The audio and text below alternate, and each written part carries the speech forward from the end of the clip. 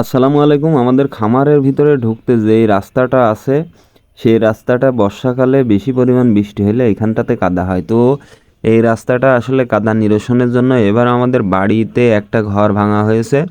সেই ঘরটার মূলত যেই সিমেন্ট বালি বা খোয়া আছে সেইগুলো আমরা এই রাস্তাতে দিয়ে দেব। আসলে আমাদের এই ঘরের মেঝেটাও প্লাস্টার করা ছিল, সেই পরিত্যক্ত প্লাস্টারগুলোও নিয়ে গিয়ে আসলে আমরা সেই মাটির উপর দিয়ে, যাতে বর্ষার সময়ে ফার্মে গাড়ি বা আমাদের চলাফেরা করতেও একটু সুবিধা হয়, এই জন্যই আর কি আজকে এইখান থেকে যেই উচ্ছিষ্ট বা পরিত্যক্ত যেই খোয়া ইট বা ইটের চাপড়া আছে সেইগুলো আমরা নিয়ে গিয়ে ওইখানে ফেলবো।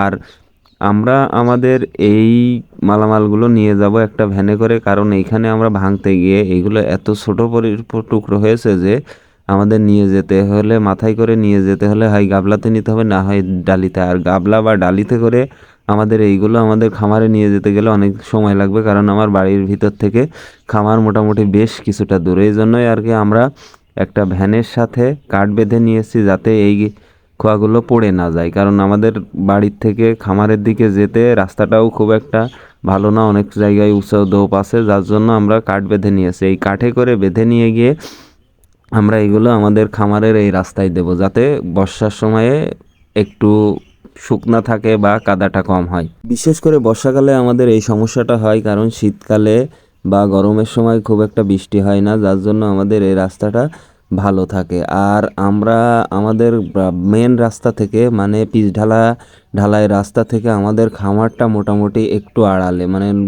জনমানুষের আড়ালে একটা বাগানের ভিতরে, যার জন্য আর কি এখানে কোনো সরকারি রাস্তাও নয়। আমাদের জমির ওপর দিয়েই আমরা একটা 10 ফিটের রাস্তা বানিয়েছি। আসলে এখন পর্যন্ত আমাদের এই রাস্তাটাতে কোনো কাজ করা হয়নি। কিছুদিন আগে আমরা এই খোয়া বা এই পরিত্যক্ত ইট দিয়েই কিছু জায়গা যেইগুলোতে বেশি বেশি কাদা হয়তো সেইখানে দিয়েছি।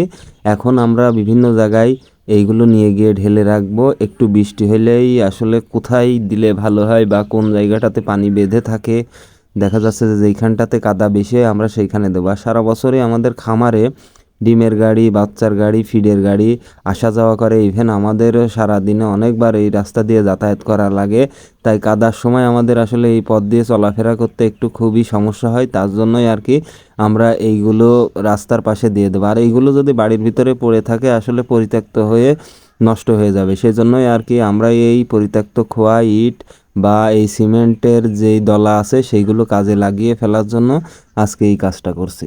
আমাদের এখানে যে পরিমাণ মালামাল আছে তাতে হয়তো আমাদের পুরো রাস্তাটা হবে না, তারপরেও আমরা চেষ্টা করতেছি যে যেইখানগুলোতে বেশি পরিমাণ পানি জমে বা বেশি পরিমাণ কাদা হয় সেই জায়গাগুলোতে দেওয়ার জন্য। তো সবাই আমাদের জন্য দোয়া করবেন। আসসালামু আলাইকুম ওয়া রাহমাতুল্লাহি ওয়া বারাকাতুহু।